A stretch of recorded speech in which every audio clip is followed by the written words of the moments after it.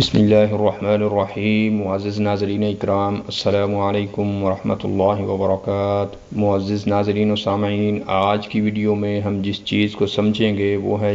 جادو سیکھنا کیسا ہے۔ کوئی اگر جادو سیکھتا ہے، کوئی کالا علم سیکھتا ہے، کوئی بھی کسی قسم کا جو جادو سیکھتا ہے تو اس کا دین اسلام میں کیا حکم ہے، شریعت میں اس کا کیا حکم ہے۔ تو عربی زبان میں جادو کے لیے سحر لفظ بولا جاتا ہے، سین ہا را سحر، اور سحر جو ہے لغت کے اعتبار سے اس چیز کو کہتے ہیں جس کی تاثیر جو ہے وہ مخفی ہو، چھپی ہوئی ہو،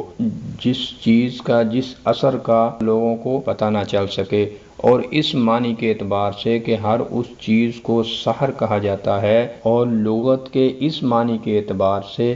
کہ جادو، ہر اس چیز کو جادو کہتے ہیں کہ جس کا اثر چھپا ہوا ہو، جس کا اثر مخفی ہو۔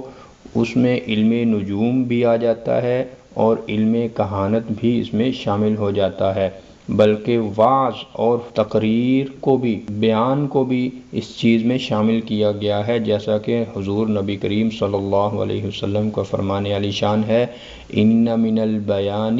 لسحرا، وعظ جو ہے اس میں بھی جادو ہوتا ہے۔ تو اس معنی کے اعتبار سے لغت میں سحر کے جو معنی بیان ہوئے ہیں، اس معنی کے اعتبار سے ہمیں یہ بات پتہ چل جاتی ہے کہ ہر وہ چیز جادو ہے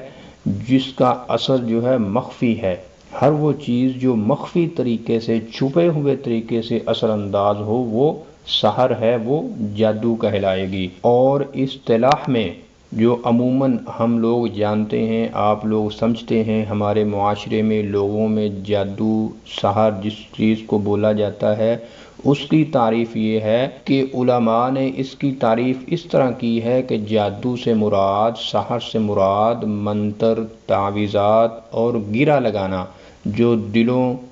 عقلوں اور جسموں پر اثر انداز ہوتے ہیں اور عقل کو سلب کر لیتے ہیں، محبت اور بغض پیدا کرتے ہیں، عورت اور اس کے خامد کے درمیان جدائی ڈال دیتے ہیں، جسم کو بیمار کر دیتے ہیں اور قوت فیصلہ کو، قوت فکر کو یہ سلب کر لیتے ہیں۔ اور شریعت اسلامیہ میں، شریعت محمدیہ میں سحر کو سیکھنا، جادو کو سیکھنا حرام ہے، بلکہ جب اس کو سیکھنے کے اندر شریر، جنات اور شیطانوں کی شراکت ہو جائے تو یہ کفر تک پہنچ جاتا ہے۔ قرآن مجید میں بھی اللہ رب العزت نے سورۃ البقرہ کی آیت نمبر 102 میں بھی اس بات کو واضح کر کے بتا دیا۔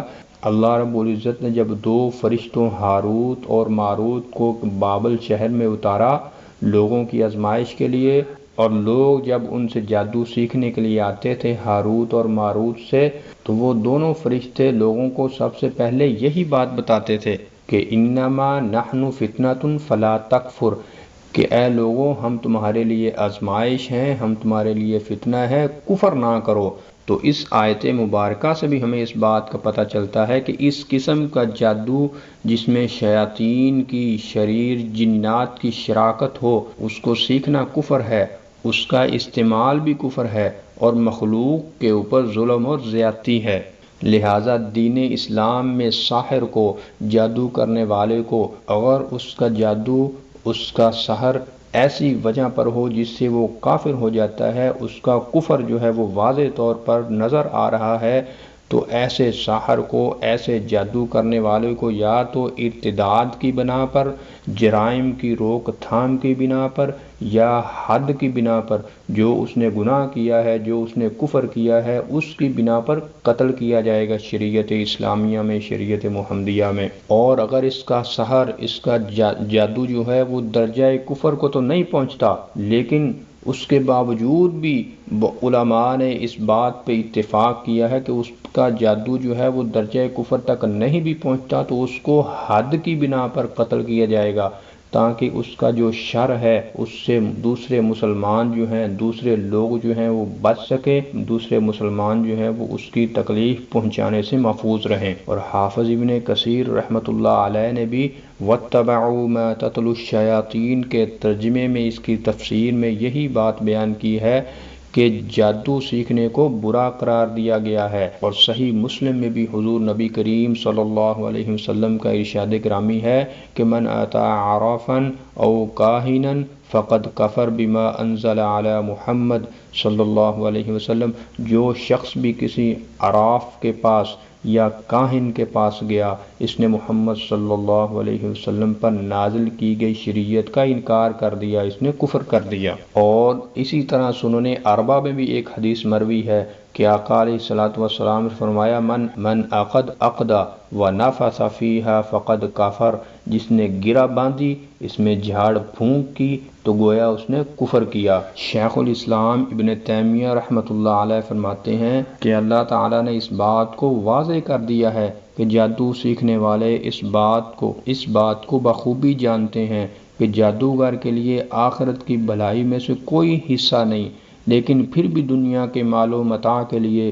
وہ جادو سیکھتے ہیں۔ اللہ تعالیٰ نے بھی فرما دیا وَلَوْ أَنَّهُمْ آمَنُوا وَاتَّقَوْا لَمَثُوبَةٌ مِّنْ عِندِ اللَّهِ خَيْرٌ، اور اگر یہ لوگ جادو سیکھنے والے صاحب ایمان متقی بن جائیں، ایمان والے